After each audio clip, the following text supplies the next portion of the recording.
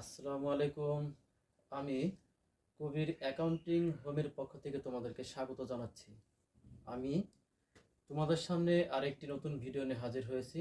শিক্ষার্থীরা, আজকে আমার আলোচনার বিষয়বস্তু আমাদের হিসাব বিজ্ঞানের 12তম অধ্যায় পরিবার কেন্দ্রিক যে অধ্যায়টি আছে, সেই অধ্যায়ের বইয়ের অনুশীলনীর 4 নম্বর অঙ্কটি আমরা এখানে আলোচনা করব। এই অধ্যায় ভিত্তিক এর আগে আমি একটি ভিডিও তোমাদের সামনে উপস্থাপন করেছি। ইনশাল্লাহ এটা আমার এই অধ্যায় ভিত্তিক দ্বিতীয় ভিডিও। তো শিক্ষার্থীরা দেখতে পাচ্ছ এখানে একটি অঙ্ক তোমাদের সামনে দেয়া আছে। তো 4 নম্বর অঙ্কে জনাব নানমু মিয়ার পরিবারের 1 জানুয়ারি 2017 তারিখের আর্থিক অবস্থা নিম্নরূপ: নগদ তহবিল 20,000 টাকা, বাড়িঘর 3,50,000 টাকা, তৈজসপত্র 25,000 টাকা, আসবাবপত্র 50,000 টাকা এবং 12% ঋণ, এখানে 60,000 টাকা। এখানে একটি প্রাপ্তি প্রদান হিসাব দেওয়া আছে। আমি বলেছিলাম আগের ভিডিওতে যে এই প্রাপ্তি প্রদান হিসাবটা করার উদ্দেশ্য বছরের শেষে আমাদের পরিবারের হাতে নগদ কত টাকা রয়ে গিয়েছে। আমরা যেরকম দশম অধ্যায়ের আর্থিক বিবরণী যখন অঙ্কটা করতে চাই তখন এটা র্যামিল থাকে, ঠিক তদ্রূপ এই অঙ্কে এটি প্রাপ্তি প্রদান হিসাব দেওয়া থাকবে। অনেক সময় প্রাপ্তি প্রদান হিসাবটা বের করতে বলে। এখন এই প্রাপ্তি প্রদানটা এখানে প্রাপ্তির পাশে তার ব্যালেন্স বিডি 20,000 টাকা, এটা আগের মাসের উদ্বৃত্ত, আগের বছরের উদ্বৃত্ত, তার হাতে নগদ রয়ে গিয়েছিল সেটা। এবং তিনি অন্যান্য খাত থেকে আয় করেছেন বেতন 1,80,000 টাকা। তার পুরাতন টেবিল তিনি সম্পত্তি বিক্রি করেছেন, সেখানে পেয়েছেন 5,000 টাকা। কৃষি ফসল বিক্রয় 30,000 টাকা, ফার্মেসি ব্যবসার মুনাফা 75,000 টাকা। এবং তার পরিবারে তিনি যে সমস্ত খাতে অর্থ খরচ করেন: খাদ্য সামগ্রী ক্রয় 77,500 টাকা, বাড়ি মেরামত 8,000 টাকা, ফ্রিজ ক্রয় 28,000 টাকা, বিদ্যুৎ বিল 6,000 টাকা, চিকিৎসা খরচ 3,500 টাকা, ডিপিএস জমা 48,000 টাকা, সাইকেল ক্রয় 12,000 টাকা, লেখাপড়া খরচ 14,500 টাকা, কাপড় চোপড় ক্রয় 16,700 টাকা, ঋণের সুদ প্রদান 5,800 টাকা। এই খাতে অর্থ খরচ করার পরে বা অর্থ প্রদান করার পরে তার বছর শেষে তার হাতে রয়ে গিয়েছে 90,000 টাকা। শিক্ষার্থীরা, প্রাপ্তির পাশে এখানে কিন্তু কোন কোন খাত থেকে আসবে সেটা কিন্তু নির্দিষ্ট না। যে খাত থেকে তার টাকাটি আসবে সেটা প্রাপ্তির পাশে যাবে, এবং তিনি যে সমস্ত খাতে অর্থ প্রদান করেন এটা এক্ষেত্রে কোনটা ব্যয় কোনটা সম্পদ এখানে সেটা দেখার কোনো প্রয়োজন নাই। তিনি খাদ্য সামগ্রী, এটা তেমন একটা ব্যয়, আবার ফ্রিজ কিন্তু এটা ব্যয় না, কিন্তু খাদ্য সামগ্রী ক্রয় করলে তার যেরকম অর্থ চলে গিয়েছে, এই ফ্রিজ ক্রয় করার কারণে তার এই খাতে কিন্তু অর্থটা চলে গিয়েছে, যার ফলে সবই কিন্তু প্রদানের মধ্যে আসবে। সাথে অন্যান্য তথ্য দেওয়া আছে যে সমন্বয়ক খাদ্য সামগ্রী 1,000 টাকা মজুদ আছে। তিনি যে খাদ্য সামগ্রী ক্রয় করেছিলেন একবারে 77,500 টাকা, সব খাদ্য সামগ্রী তিনি তার পরিবারের কাজে ব্যবহার করেন নাই, তার হাতে অতিরিক্ত রয়ে গিয়েছে 1,000 টাকা, এটাকে আমরা ব্যয় ধরতে পারবো না। এবং সমন্বয় 2 নির্ধারিত বিদ্যুৎ বিল 2 মাসের বকেয়া রয়েছে। আমাকে ক নম্বর যে সমাধান সেটা করতে হবে মূলধনজাত ব্যয়ের পরিমাণ। শিক্ষার্থীরা, এখানে বছরের শুরুতে যে তথ্যগুলো দেওয়া আছে, যেমন এখানে নগদ তহবিলের পাশাপাশি বাড়িঘর, তৈজসপত্র, আসবাবপত্র, তিনি কিন্তু এগুলো কিন্তু ক্রয় করেন নাই, তার এটা কিন্তু আগে থেকে ছিল। যেমন আমরা যে বাড়িতে বসবাস করি সে বাড়ি কিন্তু অনেক আগে তৈরি করা হয়েছে, আমি কিন্তু প্রতি বছর কিন্তু বাড়িটা কিন্তু তৈরি করতেছি না কিন্তু। তাহলে এখন এটা তার আগে থেকে সম্পদ ছিল, যার ফলে এইটাকে আমরা কখনোই মূলধনজাত ব্যয় ধরতে পারবো না, যদি প্রতি বছর এটা এই সম্পত্তিটা আমরা ব্যবহার করছি এখানে। যেমন এখানে আসবাবপত্র 50,000 টাকা, কিন্তু এইখানে যদি বলা থাকতো আসবাবপত্র ক্রয়, তখন সেটাকে আমরা অবশ্যই মূলধনজাত ব্যয় হিসেবে গণ্য করতে পারবো। এখন মূলধনজাত ব্যয় যখন বের করতে বলছে, শুধু প্রধানের পাশ থেকে আমাকে বের করতে হবে। এখন মূলধনজাত ব্যয়টা কি? যে খাতে বারবার অর্থ খরচ করতে হয় না, একবার অর্থ খরচ করলে অনেক বছর সেই ব্যয়ের খাত থেকে আমরা সুবিধা ভোগ করতে পারি। যেমন এখানে ফ্রিজ ক্রয়, এই ফ্রিজ ক্রয় দেখতে পাচ্ছ, এবং সাইকেল ক্রয়, এই দুইটাই কিন্তু মূলধনজাত ব্যয়, কারণ এই খাতে বারবার অর্থ খরচ করার কোনো প্রয়োজন নেই। তাহলে ক নম্বর সমাধানে মূলধনজাত ব্যয়ের পরিমাণ নির্ণয়। তাহলে এখানে কি আসবে? ফ্রিজ ক্রয় 28,000 টাকা এবং সাইকেল ক্রয় 12,000 টাকা, টোটাল তার মূলধনজাত ব্যয় এখানে 40,000 টাকা। শিক্ষার্থীরা, দ্বিতীয় মানে খ নম্বর সমাধান, পারিবারিক আয় ব্যয় বিবরণী প্রস্তুত করো। এখন আয় ব্যয় যখন বিবরণী আমি তৈরি করতে যাব, তখন এই যে প্রাপ্তি প্রদান হিসাব, সমন্বয় এবং বছরের সুদের সম্পদ আয় থেকে 3টা জায়গা থেকে কিন্তু আমার আয় ব্যয়ের মধ্যে লেনদেন আসতে পারে। আমাকে দেখতে হবে যে কোনগুলো আয় এবং কোনগুলো ব্যয়, সেটা সিলেক্ট করে আমাকে এখানে উপস্থাপন করতে হবে। তো খ নম্বরে আয় ব্যয় বিবরণী, এখানে আয় সমূহ লিখতে হবে আগে, যদি এখানে লেখা নেই। এখন এই আয়ের পাশে তোমার দেখতে পাচ্ছ প্রাপ্তি সমূহ, এখান থেকে তোমাকে আয়ের পাশে যে লেনদেনগুলো যাবে সেটা আমাকে নির্বাচন করতে হবে। যেমন তিনি বেতন পান, বেতন পান বাৎসরিক 1,80,000 টাকা। এই যে বেতন দেখতে পাচ্ছ 1,80,000 টাকা। বেতন সম্পর্কে সমানে কোনো কিছু বলা নেই। পুরাতন টেবিল বিক্রয়, এটাকে কখনোই আয় ধরা যাবে না। কারণ টেবিল সম্পত্তি, সম্পত্তি কিন্তু মানুষ দুইটা কারণে বিক্রি করে। একটা কারণে বিক্রি করে, তিনি হয়তো নতুন কোনো সম্পত্তি কিনবেন, যার ফলে তিনি ওই পুরাতন সম্পত্তি বিক্রি করেন। আর একটা হলো কি, তার কোনো বিপদের সম্মুখীন তিনি হলেন, যার ফলে এখন সেই বিপদকে মোকাবেলা করার জন্য তার নগদ অর্থের প্রয়োজন। এই কারণে কিন্তু মানুষ সম্পত্তি বিক্রি করে। এটা কিন্তু নিয়মিত কোনো বিক্রয় না, যার ফলে পুরাতন টেবিল বিক্রয় এটাকে কখনোই আমরা আয়ের মধ্যে দেখাতে পারবো না, সুতরাং এটা কখনোই আসবে না। তারপরে কৃষি ফসল বিক্রয়, তার কৃষি জমি ছিল, সেখান থেকে উৎপাদিত ফসল তিনি বিক্রি করলেন, এই যে কৃষি ফসল বিক্রয়, এখানে 30,000 টাকা। ফার্মেসি ব্যবসার মুনাফা, তিনি তার ফার্মেসি আছেন, সেখান থেকে তিনি মুনাফা অর্জন করছেন, এই ফার্মেসি ব্যবসার মুনাফা এখানে 75,000 টাকা। এই 3টা তার আয়ের খাত। সমন্বয় এ সম্পর্কে কোনো কিছু বলা নেই, যার ফলে এই আয়ের যোগফলটা আমাকে সরাসরি তৃতীয় করে দেখাতে হবে 2,85,000 টাকা। এখন এখান থেকে আমাকে ব্যয় সমূহ বাদ দিতে হবে, দেখতে পাচ্ছ মাইনাস এখানে ব্যয় সমূহ। প্রথমে এই খাদ্য সামগ্রী ক্রয় কিন্তু এখানে আসবে। এখন আমি খাদ্য সামগ্রী ক্রয় করেছিলাম 77,500, কিন্তু সমানে বলা আছে খাদ্য সামগ্রী 1,000 টাকা মজুদ আছে, অর্থাৎ আমি যে কয় টাকার খাদ্য সামগ্রী কিনলাম সব খাদ্য সামগ্রী এই আর্থিক বছরে ব্যবহার করতে পারে নাই। যেটা ব্যবহার করতে পারে নাই সেটাকে কখনোই ব্যয় ধরা যাবে না, যার ফলে 1,000 টাকা বাদ দিতে হবে। আমরা সমাপনী মজুদ, সমাপনী খাদ্য সামগ্রী, অব্যবহৃত খাদ্য সামগ্রী আমরা যে নামে এখানে অন্তর্ভুক্ত করি না কেন, বাদ দেওয়ার পরে এখানে তার প্রকৃত খাদ্য সামগ্রী ব্যয় হলো 76,500 টাকা। বাড়ি মেরামত 8,000 টাকা, স্বাভাবিক, এটা মেরামত ব্যয়, এটা ব্যয়ের মধ্যে আসবে। বাড়ি মেরামত এখানে 8,000 টাকা দিতে করে আসবে, কারণ সমন্বয় সম্পর্কে কোনো কিছু বলা নেই। ফ্রিজ ক্রয় কিন্তু স্বাভাবিক কোনো ব্যয় না, এটা কিন্তু কখনোই ব্যয়ের মধ্যে আসবে না।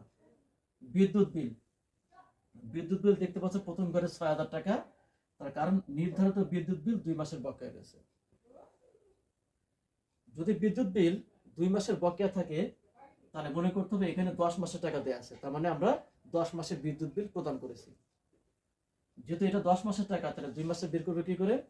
বিদ্যুৎ বিল 6,000 টাকা যোগ বকেয়া, এই 6,000 গুণ 2 ভাগ এখানে 10, অর্থাৎ যে কয় মাসের টাকা দেওয়া থাকবে সেই কয় মাসের টাকা দিয়ে ভাগ দিতে হবে। বকেয়া এখানে 2 মাসে 1200 টাকা, টোটাল বিদ্যুৎ বিল তার এখানে আসছে 7,200 টাকা। চিকিৎসা খরচ 3,500 টাকা, চিকিৎসা খরচ এখানে 3,500। সমন্বয় সম্পর্কে কোনো কিছু বলা নেই।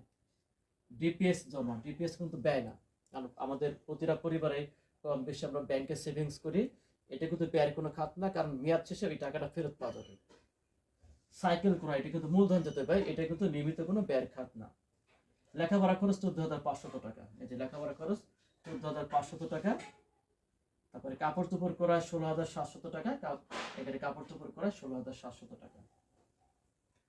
ঋণের সুদ, অর্থাৎ যে খাত থেকে আমরা ঋণটা নিয়ে আসছি সেই ঋণের সুদ আমরা প্রদান করেছি এখানে, এখানে 5,800 টাকা। এখন খেয়াল করতে হবে আমাকে ঋণের পরে কোনো সুদ বের করতে বলেছে কিনা। এটা দেখতে পাচ্ছ 12% ঋণ, উনি পরিবারে আগে থেকে ঋণ ছিল 60,000 টাকা, এবং সেক্ষেত্রে আমাকে 12% সুদ প্রদান করতে হবে। এই যে সুদ প্রদান করতে হবে, এই 60,000 টাকা পরে 12% করলে আমার টোটাল সুদ আসবে 7,200 টাকা। তার মানে আমি যার কাছ থেকে ঋণটা নিলাম তাকে সুদ প্রদান করতে হবে 7,200 টাকা। টোটাল আমার 1 বছরের সুদ ব্যয়। এই 7,200 টাকা থেকে আমি তাকে ইতিমধ্যে 5,800 টাকা প্রদান করেছি। প্রমাণটা কি? এটা কিন্তু প্রদানের পাশে দেয়া আছে। তাহলে 7,200 টাকার মধ্যে আমি যদি তাকে 5,800 টাকা প্রদান করি, তাহলে কিন্তু এখনো 1,400 টাকা প্রদান করা হয় নাই, এটাই কিন্তু আমার ব্যয়। যার ফলে এই যে ঋণের সুদ 5,800, এটা প্রথম করে যাবে, যোগ বকেয়া এখানে 1,400।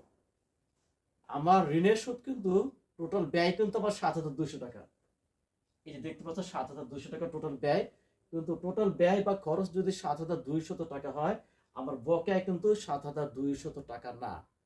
এই ৭,২০০ টাকার মধ্যে ইতিমধ্যে তাকে ৫,৮০০ টাকা প্রদান করেছি আমি, যার ফলে এখনো ১,৪০০ টাকা দিতে হবে, এটাকে বকেয়া ধরতে হবে। অর্থাৎ আমার ব্যয় ৭,২০০ টাকা, কিন্তু বকেয়া কিন্তু আমার এখানে ১,৪০০ টাকা। এখন একটা প্রশ্ন আসতে পারে, যদি এখানে ঋণের সুদটা না থাকতো তখন কি করতাম আমরা? এখানে এই ঋণের সুদটা যদি না থাকতো তখন আমরা কি করতাম? তখন ৬০,০০০ টাকা পরে ১২% করলে কত আসতো? ৭,২০০ টাকা এখানে আসতো। তখন সরাসরি লিখতাম ঋণের সুদ এখানে দ্বিতীয় করে ৭,২০০ টাকা। তখন সরাসরি যদি আমরা এখানে ৭,২০০ টাকা লিখতাম, তখন আমার ব্যয় হইতো ৭,২০০ টাকা, বকেয়া হইতো আমার ৭,২০০ টাকা, যদি এই ঋণের সুদটা দেয়া না থাকতো। আর এখন যদি ঋণের সুদটা দেয়া আছে, তার মানে আমার ব্যয় এখনো ৭,২০০, কিন্তু বকেয়া আমাকে দেখাতে হবে এখানে ১,২০০ টাকা। সুতরাং আমার টোটাল ব্যয় এখানে কত আসলো? ১,৩৩,৬০০ টাকা। নিট আয়, যেটা টোটাল আয় ১,২,৮৫,০০০ টাকা থেকে ১,৩৩,৬০০ টাকা বাদ দিলে আমার আয় উদ্বৃত্ত আসছে এখানে ১,৫১,৪০০ টাকা। এটাই তার আয় বৃত্ত, অথবা এটাকে বলা হয় ব্যয় অতিরিক্ত আয়। শিক্ষার্থীরা, আমরা এখন গ নম্বর সমাধানের দিকে চলে যাব। ৮৫,০০০ টাকা ধরে আর্থিক অবস্থার বিবরণী প্রস্তুত করো। আমরা যখনই আমাদেরকে এই অঙ্কটা আর্থিক অবস্থার বিবরণী আমাদেরকে বের করতে বলবে, পারিবারিক তহবিল ছাড়া এটা কিন্তু কখনোই বের করা সম্ভব না। তোমরা নিশ্চয়ই গত ভিডিওতে দেখেছো এই অঙ্কের পরে আমি ওই যখন ভিডিও তৈরি করেছিলাম, ক নম্বরে কিন্তু আমাকে বলছিল যে পারিবারিক তহবিল নির্ণয় করো, যার ফলে ক নম্বরে পারিবারিক তহবিলের ওই উদ্ধৃত ধরে আমরা কিন্তু এই আর্থিক অবস্থার বিবরণী আমরা তৈরি করেছিলাম। এখন আমাদেরকে এই অঙ্কে কিন্তু পারিবারিক তহবিলটা বের করতে বলে নাই, আমাদেরকে বলছে মূলধন জাতীয় ব্যয়। যদি এই গ নম্বরে এই পারিবারিক তহবিলের টাকাটা দেওয়া না থাকতো, তাহলে অবশ্যই আমাদেরকে আলাদা করে পারিবারিক তহবিলটা বের করতে হতো এখানে। আর তোমাদের জানা আছে যে পারিবারিক তহবিলের সূত্র, যে পরিবারের প্রারম্ভিক সম্পদ থেকে প্রারম্ভিক দায়টা মাইনাস করলে আমাদের পারিবারিক তহবিলটা কিন্তু বের হয়ে যেত। সেই তথ্য কিন্তু এখানে দেয়া আছে, এই যে সম্পদ, এটা সম্পদ, এটাও সম্পদ, এটাও সম্পদ, এখান থেকে ঋণের টাকা বাদ দিলে আমাদের পারিবারিক তহবিলটা কিন্তু বেড়ে আসতো। যাক, এখন যেহেতু দেয়া আছে, দেখুন এই আর্থিক অবস্থার বিবরণী আমাদের শুরুতে সম্পত্তির কাজটা করতে হবে। আচ্ছা, নগদ তহবিল ২০,০০০ টাকা, নগদ তহবিল কিন্তু ২০,০০০ টাকা আসবে না। নগদ তহবিল ২০,০০০ টাকা আসবে না। এই প্রাপ্তি প্রদানের ব্যালেন্স সিডি যেটা দেয়া আছে, এটা কিন্তু সমাপনী নগদ তহবিল বা সমাপনী হাতে নগদ, এই নগদ তহবিল এই টাকায় আমাকে দেখাতে হবে, যার ফলে নগদ তহবিল এখানে ৯০,০০০ টাকা। এরপরে বাড়িঘর এখানে ৩,৫০,০০০ টাকা, এই যে দেখতে পাচ্ছ বাড়িঘর ৩,৫০,০০০ টাকা। তৈজসপত্র এখানে ২৫,০০০ টাকা, তৈজসপত্র এখানে ২৫,০০০ টাকা। আসবাবপত্র ৫০,০০০ টাকা। এই টাকাটা প্রথম ঘরে বসবে, কারণ এই যে এখানে পুরাতন টেবিল বিক্রয় এখানে ৫,০০০ টাকা দেওয়া ছিল, এটাকে আমাকে বিয়োগ দিয়ে দেখাতে হবে, কারণ টেবিল বিক্রয় করলে আমার সম্পত্তির পরিমাণটা কিন্তু কমে যাবে। মাইনাস টেবিল বিক্রয়, মাইনাস দেওয়ার পর এখানে ৪৯,০০০ টাকা। এই সম্পত্তি কিন্তু স্থায়ী সম্পত্তি, এটা বছরের শুরুতেও যা থাকে বছরের শেষেও তাই থাকে, কোনো পরিবর্তন হয় না, বিধায় আমাদেরকে এই স্থায়ী সম্পত্তিগুলো আগে দেখাতে হবে। এবার প্রদানের পাশে আমাদের কিন্তু সম্পত্তি আছে, যেমন এই যে ফ্রিজ করা ২৮,০০০ টাকা, ফ্রিজ করা এখানে ২৮,০০০ টাকা। তারপরে এখানে ডিপিএস জমা ৪৮,০০০ টাকা, ডিপিএস জমা ৪৮,০০০ টাকা। তারপর সাইকেল করা এখানে ১২,০০০ টাকা। এই সাইকেল করায় দেখানোর পরে এই সমন্বয় অব্যবহৃত বা সমাপনী খাদ্য সামগ্রী ১,০০০ টাকা। এই যে সমাপনী খাদ্য সামগ্রী ১,০০০ টাকা, যেহেতু এটা ব্যবহার করা হয় নাই, এটাই কিন্তু আমার সম্পদ হিসেবে গণ্য করতে হবে। টোটাল সম্পত্তির যোগফল ৫,৯৯,০০০ টাকা। এবার দায় ও পারিবারিক তহবিল, এই যে ১২% ঋণ এখানে ৬০,০০০ টাকা, ১২% ঋণ, এই যে দ্বিতীয় ঘরে ৬০,০০০ টাকা। এই ঋণের পরে সুদ বের করেছিলাম, আমার টোটাল সুদের টাকা আসছিল ৭,২০০ টাকা। সেখান থেকে এই যে প্রদান করছিলাম ৫,৮০০ টাকা, তাহলে বকেয়া কয় টাকা ছিল? ১,৪০০। তাহলে খরচ বকেয়া হলে কিন্তু দায়, যার ফলে বকেয়া ঋণের সুদ এখানে এই যে ১,৪০০ টাকা। তারপরে বিদ্যুৎ বিল ২ মাসের বকেয়া ছিল, বিদ্যুৎ বিল কিন্তু ব্যয়, এই যে বিদ্যুৎ বিল এখানে ২ মাসের ছিল তোমার ১,২০০ টাকা। তো এই যে বকেয়া বিদ্যুৎ বিল এখানে ১,২০০। তারপরে পারিবারিক তহবিল আমাদের গ নম্বরের প্রশ্ন দেওয়া ছিল, পারিবারিক তহবিল ৩,৮৫,০০০ টাকা, তার সাথে যোগ আয় ব্রত ১,৫১,৪০০ টাকা। টোটাল এখানে আসছে ৫,৩৬,৪০০। টোটাল দায় ও পারিবারিক তহবিল এখানে আসছে 5,99,000 টাকা। আমার সম্পদ এবং দায় ও পারিবারিক তহবিল কিন্তু একই উত্তর এখানে আসছে, সুতরাং অঙ্কটি সঠিক। শিক্ষার্থীরা এইভাবেই কিন্তু আমাদের আর্থিক অবস্থার বিবরণী তৈরি করতে হবে। আশা করি তোমরা এই অঙ্কটি বুঝতে পেরেছো। আমি আগামীতেও তোমাদের সামনে এই অধ্যায়ের পরে নতুন ভিডিও নিয়ে হাজির হব। সেই পর্যন্ত সবাই ভালো থাকো। আল্লাহ।